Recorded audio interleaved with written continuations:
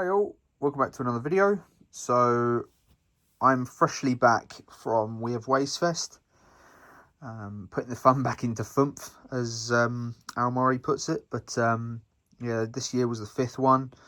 Those of you who don't know, We Have Ways Fest is a festival that is run by James Holland and Al Murray.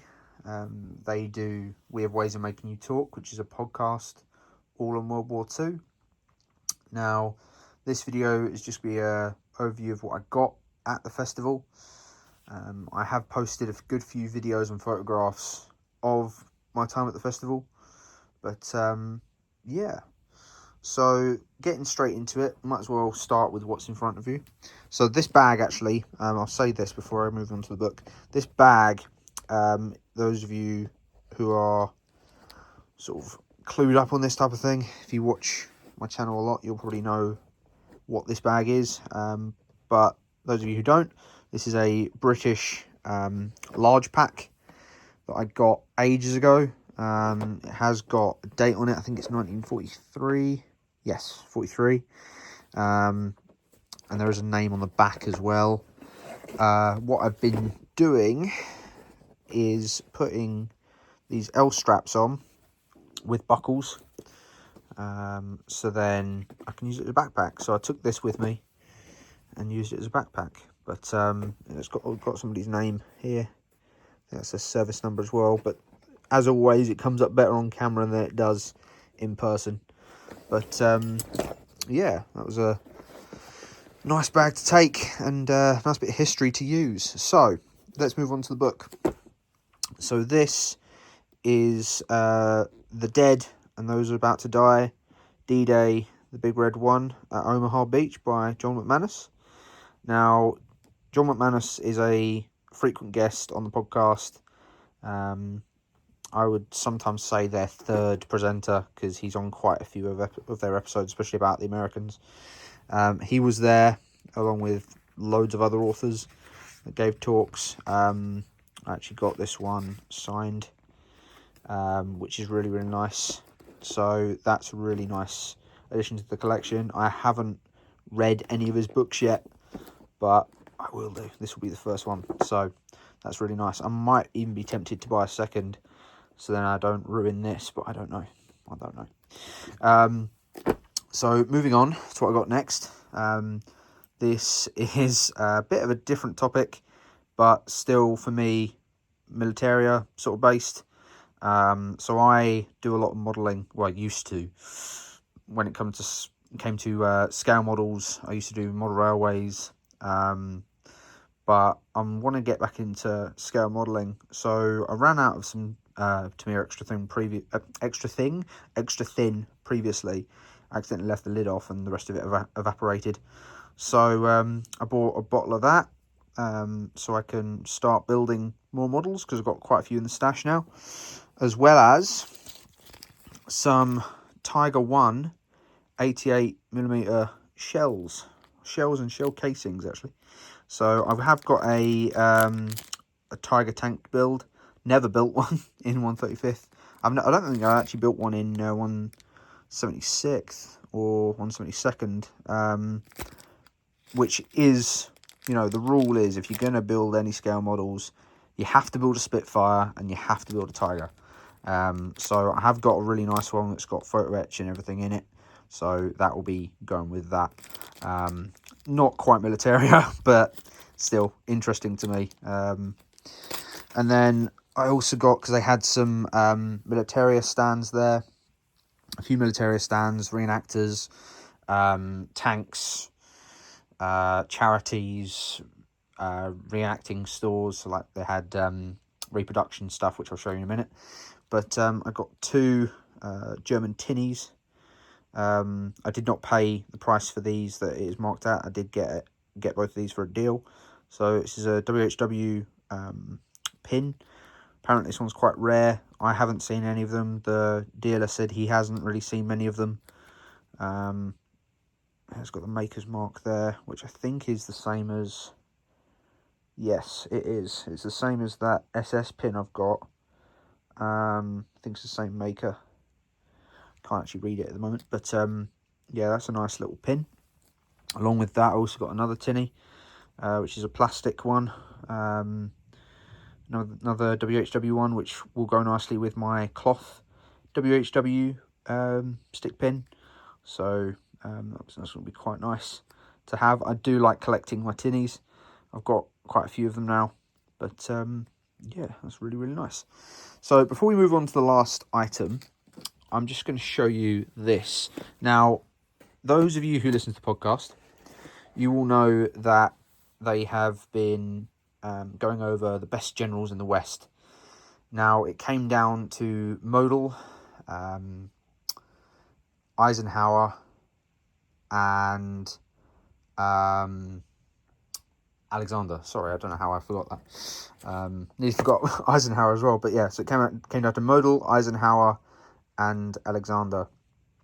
Now, Model was instantly sort of gotten rid of because he's German, and they didn't want the best in the West to be a German, so it was down to Eisenhower and Alexander.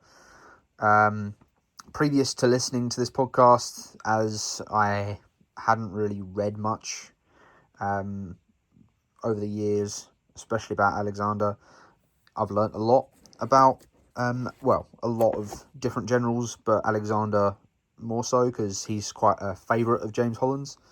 But yeah, anyway, so I found this. This has been in my collection for ages. I didn't realise I had it. So I framed it. So this is a newspaper that came out in 1946 to commemorate the Victory Parade. It was a year anniversary. So you've got Monty, you've got Attlee and Churchill, you've got Tedder, you've got Alexander and Mountbatten, you've got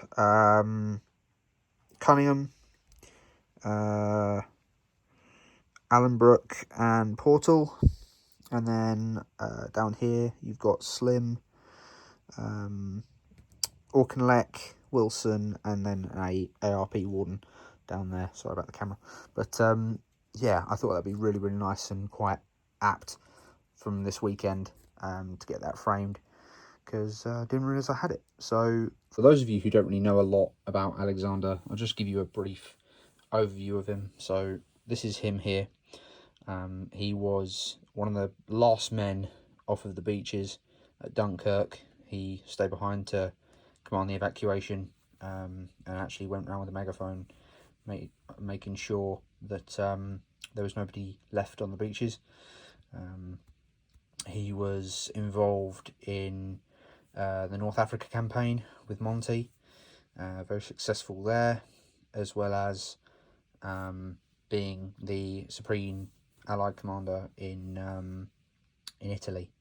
So yeah, quite a prominent figure. And then he became, I think, some things to do with the government in Canada. I did learn it the other day, but I haven't got anything written down, so I can't actually remember. I'm sort of going off the top of my head here. But if you want to know any more, 1, listen to the podcast. 2, use Google. There are also books on it. So Al Murray, James Holland has done books on it. I'm not sure if they mention him in Victory 45, but I know that James Holland definitely mentions him in the Italy books, so the Monte Cassino books and things like that. So yeah, really interesting figure, and sort of largely forgotten about, in all honesty. Last but not least, I was quite chilly throughout the first couple of days, and Soldier of Fortune was selling replica jackets and loads of different bits for reenacting, and I found this second pattern, second armoured tanker's jacket, which between this and the weekend, seeing all the reenactors, makes me want to get into reenacting myself. But it's a really, really nice jacket. It's got a wool liner, nice pockets. They're quite high, but it's usually sort of classic for these jackets, and quite a short sort of I'm not sure if you call that a hem. It's quite a short jacket, because they would wear fairly high trousers. But yeah, it's a nice jacket. I'll just show you the back. So I'm doing this one-handed. So, but yeah, it's a really nice jacket, nice and warm, and very, very sort of stylish, I think, and looks good. So yeah, really, really like that.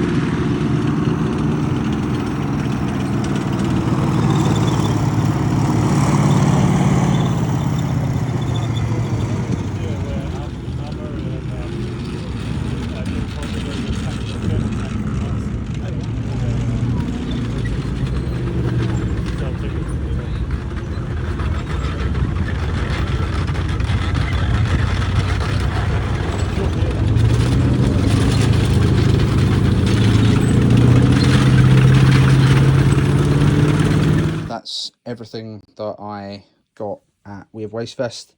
Had an amazing time. Me and my dad will definitely be going again. A couple of my mates said that they want to go next year.